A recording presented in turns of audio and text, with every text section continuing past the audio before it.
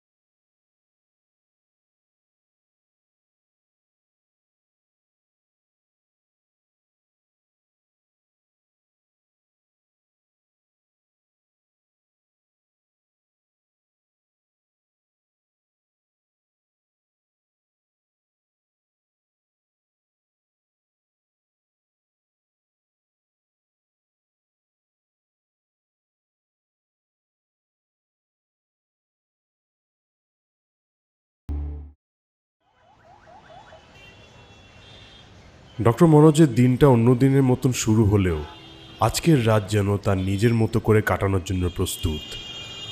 তিনি পাঞ্জাবের এক শহরতলিতে থাকেন। পেশায় একজন ফরেনসিক প্যাথোলজিস্ট। তার কাজ হলো মৃত্যুর কারণ উদ্ঘাটন করা, মৃতদেহের কাটাছেঁড়ার মাধ্যমে সত্যকে খুঁজে বের করা। যদিও এই কাজ তার জীবনের গুরুত্বপূর্ণ অংশ, কিন্তু তার পরিবার, বিশেষ করে শ্বশুরমশাই, এই পেশাকে একেবারেই অপছন্দ করেন। স্ত্রী বর্তমানে তার বাবার বাড়িতে কলকাতায় গেছে, সপ্তাহখানেক ওখানে থাকবে। স্ত্রীর অনুপস্থিতিতে মনোজ যেন একটু মুক্তির স্বাদ পাচ্ছেন। সংসারে তাদের সম্পর্কটা ঠিক ভালো না, ছোটোখাটো বিষয় নিয়ে ঝগড়া লেগেই থাকে। মূলত তার কাজকে কেন্দ্র করেই বেশিরভাগ সমস্যা। স্ত্রী মনে করেন এই কাজ তার জন্য অপবিত্র। তার বাবার কাছে তো মনোজের পেশা একটা অভিশাপের মতো। মেয়ে প্রেম করে বিয়ে করেছে, আর তার শ্বশুরমশাই এটাকে কখনো মেনে নিতে পারেননি। মনোজ জানেন শ্বশুরের এই অপছন্দ আর স্ত্রীর অভিযোগ মিলে তার সংসারকে বিষিয়ে তুলেছে। এত সব ঝামেলার পর আজ যেন তার নিজের মতো করে বাঁচার একটা সুযোগ পেয়েছেন। ড্রিঙ্কসের বোতল থেকে গ্লাসে ঢেলে আরেকটা পেগ বানালেন। সিগারেট ধরিয়ে আরাম করে সোফায় হেলান দিয়ে বসে পড়লেন। টিভি স্ক্রিনে চলছে পুরনো ক্রাইম ডকুমেন্টারি, তবে মনোজের মন তাতে নেই। সিগারেটের ধোঁয়া ধীরে ধীরে ঘরের বাতাসে মিশিয়ে যাচ্ছে।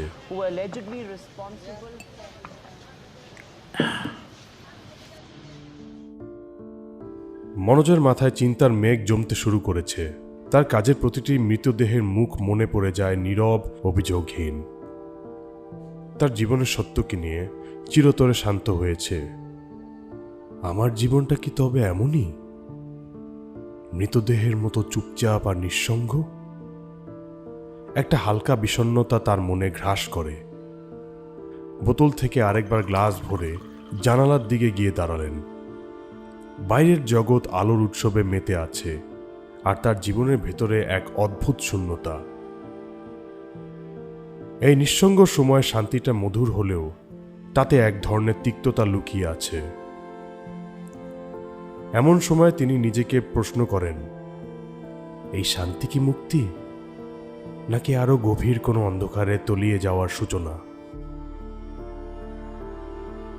ডক্টর মনোজ কিছুক্ষণ বিছানায় শুয়ে সিলিং ফ্যানের দিকে তাকিয়ে রইলেন। ফ্যান বন্ধ, কারণ ডিসেম্বরের মাঝামাঝি সময়।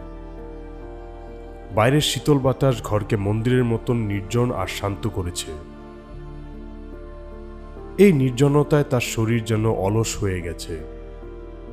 বেডে শুয়ে তিনি কানে হেডফোন লাগিয়ে একটি গান শুনছিলেন।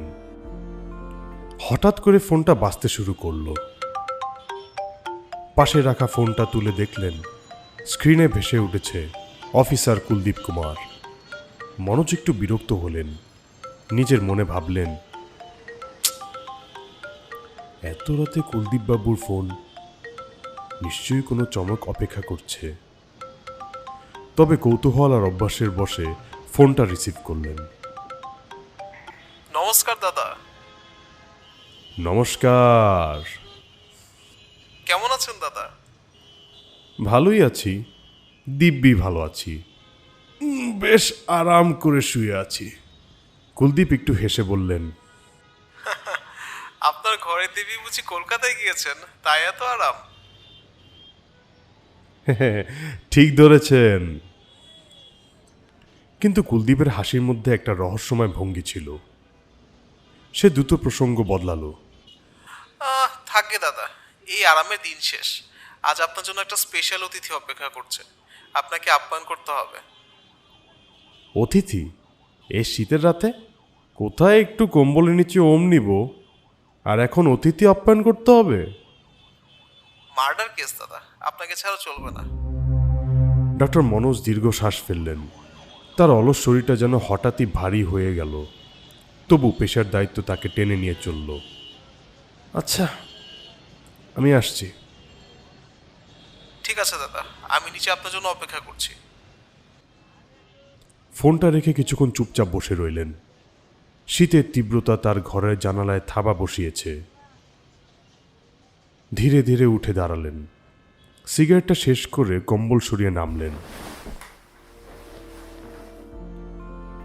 দায়িত্ব, এই এক শব্দ তার সমস্ত আরামের স্বপ্ন মুছে দিল।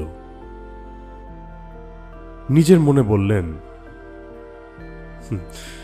আসলে এটাই তো আমার জীবন, মৃতদেহ আর রহস্যের সঙ্গে বসবাস।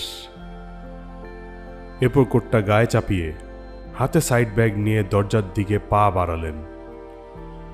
ডক্টর মনোজ বাইক স্টার্ট দিয়ে হাসপাতালের উদ্দেশ্যে বেরিয়ে পড়লেন। শীতের হাওয়া তার মুখে লাগছিল সূচের মতন, কিন্তু এতে তার কোনো ভ্রুক্ষেপ নেই। বাড়ি থেকে হাসপাতাল মাত্র 25 মিনিটের পথ। গন্তব্যে পৌঁছে বাইক পার্কিং লটে রেখে তিনি চোখ মেলালেন সামনের দৃশ্যের দিকে। অফিসার কুলদীপ কুমার আর তার দুই সঙ্গী পুলিশ ভ্যানের সামনে দাঁড়িয়েছিলেন। মনোজকে দেখে কুলদীপ মুখে এক চিলতি হাসি নিয়ে বললেন, এই যে দাদা এসে গেছে। মনোজ হালকা হেসে বললেন, তবে বাবু, অতিথি কোথায়? আপ্যায়ন করতে চলে এলাম। কুলদীপ একটা হাত তুলে আকাশের দিকে ইশারা করলেন। অতিথি উপর অপেক্ষা করছে। তবে কাজের কথায় আসি, মেয়েটিকে খুবই নির্মমভাবে হত্যা করা হয়েছিল। চেহারাটাও একদম বিকৃত করে দিয়েছে। তার বাসা থেকে লাশ উদ্ধার করেছি। এখন বাকি কাজ আপনার হাতে। ডক্টর মনোজ গম্ভীর মুখে মাথা নেড়ে সম্মতি জানালেন। কুলদীপ আবার বললেন, তবে দাদা আমরা চলি, রিপোর্ট পেলে জানাবেন। নমস্কার। নমস্কার। কুলদীপ চলে যাওয়ার পর মনোজ একটু থমকে দাঁড়ালেন। তার মনে পড়ল তাদের আগের কেসগুলো। কুলদীপ আর তিনি একসঙ্গে অনেক রহস্যের সমাধান করেছেন। এই ঘনিষ্ঠতা পেশার বাইরে গিয়েও তাদের বন্ধুত্বের রূপ নিয়েছে। ডক্টর মনোজের বিশেষ আগ্রহ এই মার্ডার আর সুসাইড কেস নিয়ে। এসব ঘটনা তাকে গভীরভাবে নাড়া দেয়। এই কেসগুলো শুধু তার কাজ নয়, বরং তার গবেষণার বিষয়। প্রতিটি লাশ যেন তার কাছে এক জীবন্ত ইতিহাস, এক নিঃশব্দ ভাষা যা সত্য প্রকাশের অপেক্ষায়। তিনি ধীরে ধীরে লিফটের দিকে এগিয়ে গেলেন। নিজের মনে বললেন, চলো এবার দেখি কী রহস্য আমার জন্য অপেক্ষা করছে। হাসপাতালটি ছিল 15 তলা বিশিষ্ট, আর 13 তলায় অবস্থিত ছিল অটোপসি রুম। রাতের শীতল পরিবেশে হাসপাতালের পরিবেশ ছিল একেবারেই নিরিবিলি। সন্ধ্যার পর বেশিরভাগ রোগী রিলিজ পেয়েছিল, মাত্র কয়েকজন ছিল ভর্তি। এরকম সময় হাসপাতাল যেন এক প্রকার শ্মশানের মতো নীরব হয়ে যায়। ডক্টর মনোজ লিফট চেপে 13 তলায় পৌঁছালেন। অন্যান্য সময় হলে লিফট ভিড়ে ঠাসা থাকত, আর প্রতিটি ফ্লোরে থেমে যেতে যেতে সময় লেগে যেত। কিন্তু আজ একেবারে চট করে তার গন্তব্যে পৌঁছে গেলে লিফটের দরজা খোলার সঙ্গে সঙ্গেই পরিচিত শীতল বাতাস তার মুখে লাগল। 13 তলার করিডোর ছিল দীর্ঘ আর অদ্ভুতভাবে শান্ত। তিনি বেরিয়ে এলেন তার চেনা জগতের দিকে। অটোপসি রুম, এই সেই জায়গা যেখানে তিনি অগণিত লাশের সঙ্গে সময় কাটিয়েছেন, যেন তাদের নির্বাক গল্প শুনেছেন আর রহস্য উন্মোচনে চাবিকাঠি খুঁজে বের করেছেন। এই জায়গাটা তার কাছে যেন এক মন্দিরের মতো, যেখানে জীবনের পর মৃত্যুর ছায়া সত্য খুঁজে পাওয়া যায়। রুমে ঢুকে চারপাশে চোখ বোলালেন। আজ একাই তিনি কাজ করবেন। তার সহকারী ছুটি নিয়েছে, আর এতে ডক্টর মনোজ খুবই খুশি। একা কাজ করতে তিনি বরাবরই ভালোবাসেন। মনে মনে বললেন, ভালোই হয়েছে হারামজাদা নেই। সারাদিন শুধু নেশা করে পড়ে থাকে, কাজের কোনো নামই নেই। রুমে প্রবেশ করার পরপরই চোখে পড়ল অটোপসি টেবিলের উপর চাদরে ঢাকা একটি লাশ। পরিবেশ ছিল থমথমে, যেন লাশটির মর্মান্তিক পরিণতির ভার রুমের বাতাসে মিশে আছে। ডক্টর মনোজ কিছুক্ষণ চুপচাপ দাঁড়িয়ে রইলেন। তার অভিজ্ঞ হাতগুলো দ্রুত সরঞ্জামগুলো পরীক্ষা করল। স্টেইনলেস স্টিলের স্ক্যালপেল, ফোরসেপস এবং আরও যা যা লাগবে সব কিছু ঠিক আছে বুঝে তিনি এপ্রন আর গ্লাস পরে নিজেকে প্রস্তুত করলেন। চাদর সরানোর সঙ্গে সঙ্গে প্রকাশ পেল এক নির্মম দৃশ্য।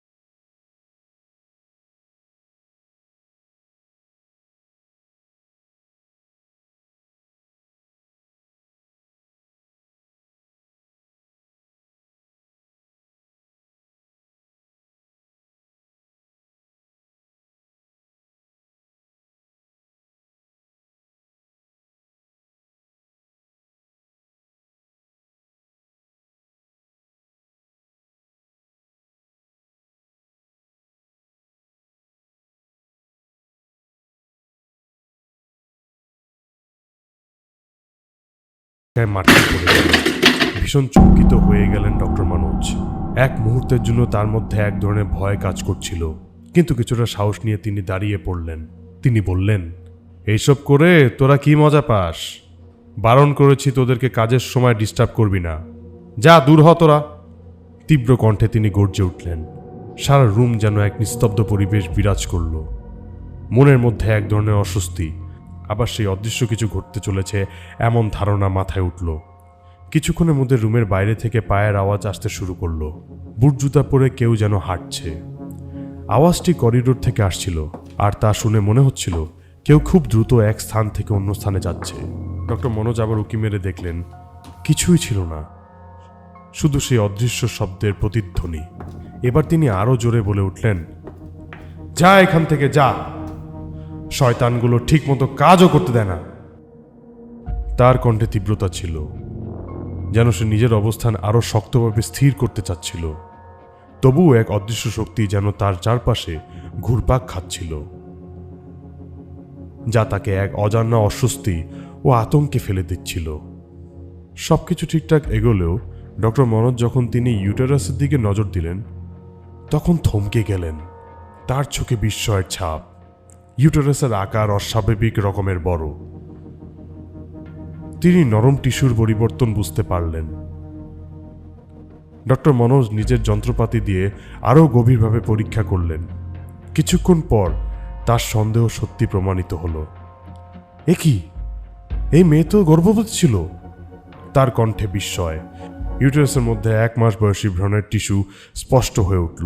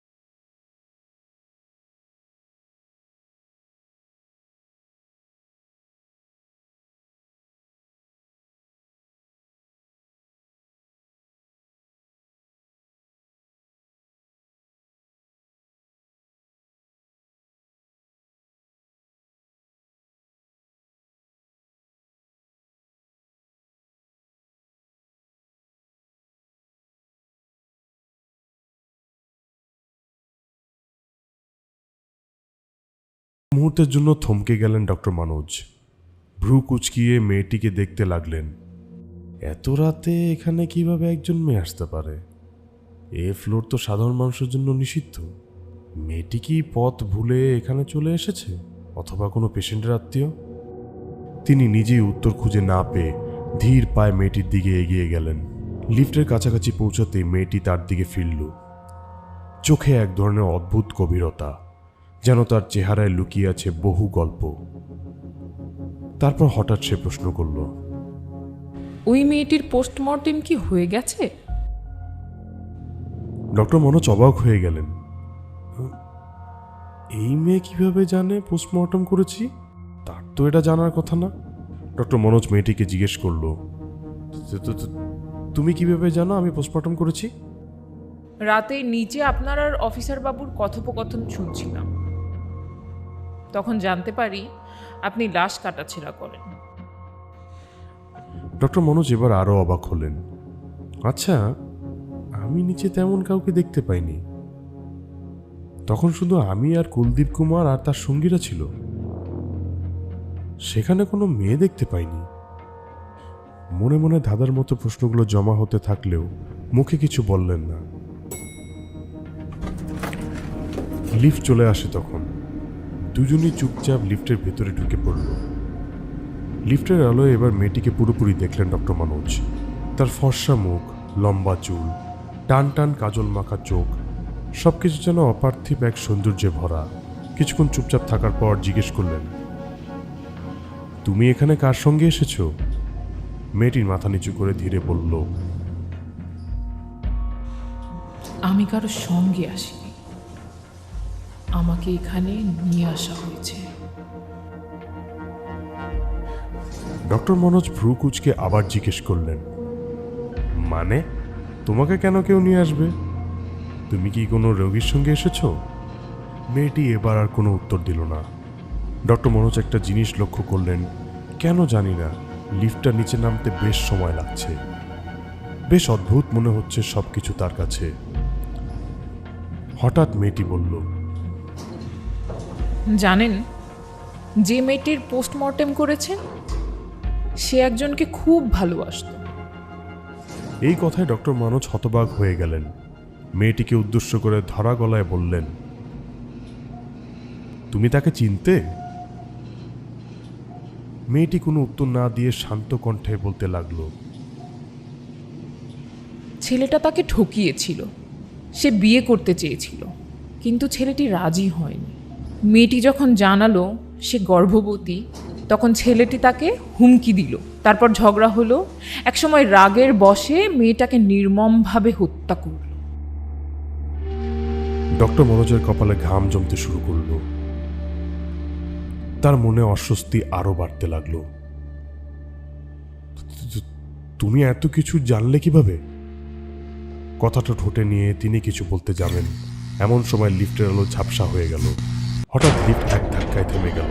মনোজ ভারসাম্য হারিয়ে পড়তে পড়তে সামনে নিলেন। আতঙ্ক ছাপিয়ে তার মুখে চিন্তার রেখা আরো গভীর হলো। এই যা, লিফট আটকে গেল কেন? এত রাতে আমাদের উদ্ধার করবে কে? মনে মনে তিনি হিসাব করতে লাগলেন। কিন্তু পর মুহূর্তে যা দেখলেন তা তাকে বাকরুদ্ধ করে দিল। মেয়েটির সুন্দর চেহারাটা কেমন জানি বিকৃতি হয়ে গেছে। চুলগুলো এলোমেলো, চোখ দুটো গর্তের মতো শূন্য, আর মুখে এক বিভীষিকাময় হাসি। ডক্টর মনোজ মেয়েটার হাতের দিকে লক্ষ্য করলেন। তার হাতে একটি লাল ব্যান্ড পরানো। এই ব্যান্ড, এটা তো সেই মেয়েটির যার শরীরে তিনি কিছুক্ষণ আগে অটোপসি করেছেন। ডক্টর মনোজ ভয়ে আতঙ্কিত হয়ে লিফটের শার্ট হয়ে লেগে যায়। মেয়েটি এবার বলল,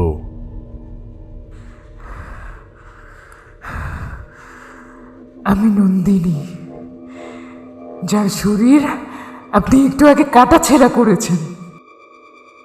বলেই এক বিভৎস হাসি দেয় মেয়েটি।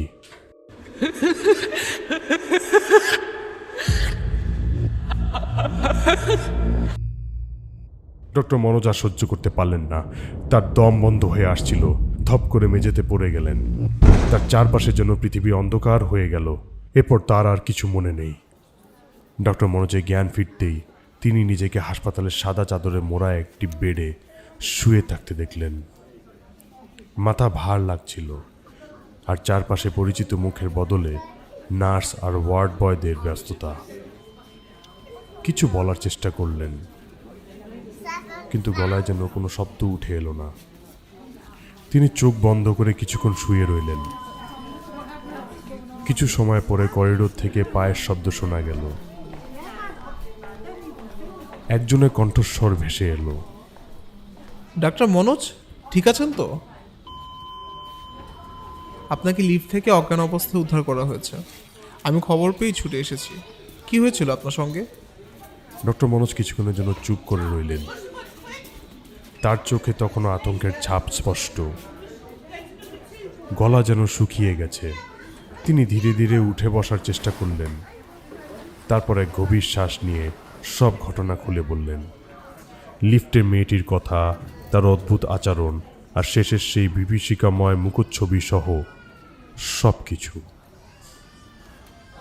সব শুনে অফিসার কুলদীপ কুমারের মুখে বিস্ময় ফুটে উঠল। তিনি বললেন, অদ্ভুত ব্যাপার। আমরা নন্দিনীর বয়ফ্রেন্ডকে খুঁজছি। নন্দিনীর মোবাইল ট্রেস করে আমরা অনেক তথ্য পেয়েছি। তিনি থেমে কিছুক্ষণ চুপ করে রইলেন, যেন মাথায় হিসাব মেলাচ্ছেন। তারপর ধীরে ধীরে বললেন, নন্দিনী এমন একটি মেয়ে ছিল যার পরিবার বলতে কেউ ছিল না, শুধু তার ঠাকুমা ছিলেন, যিনি নন্দিনীর মৃত্যুর প্রায় 2 মাস আগেই মারা যান। সেই থেকে নন্দিনী পুরোপুরি একা হয়ে যায়। আমরা তার বাসায় তদন্ত করে জানতে পারি তার একটা বয়ফ্রেন্ড ছিল। সেই বয়ফ্রেন্ডই আমাদের সন্দেহের কেন্দ্রবিন্দুতে ছিল। ডক্টর মনোজ স্তব্ধ হয়ে শুনছিলেন। অফিসার কুলদীপ আরও বললেন, এখন পুরো বিষয়টা স্পষ্ট হচ্ছে। আপনি বলেছেন নন্দিনী প্রেগনেন্ট ছিল। তার বয়ফ্রেন্ড হয়তো সমাজের ভয়ে, মান সম্মান রক্ষার তাগিদে, কিংবা দায়িত্ব নিতে না চাওয়ার কারণে তাকে হত্যা করেছে। ডক্টর মনোজ চুপচাপ শুনে গেলেন। তার চোখে আবার সেই অদ্ভুত মুখচ্ছবির স্মৃতি ফিরে এলো। তিনি নিজেও বুঝতে পারছিলেন না এটা কি তার ক্লান্ত মনের কোনো বিভ্রম ছিল, নাকি সত্যি সেই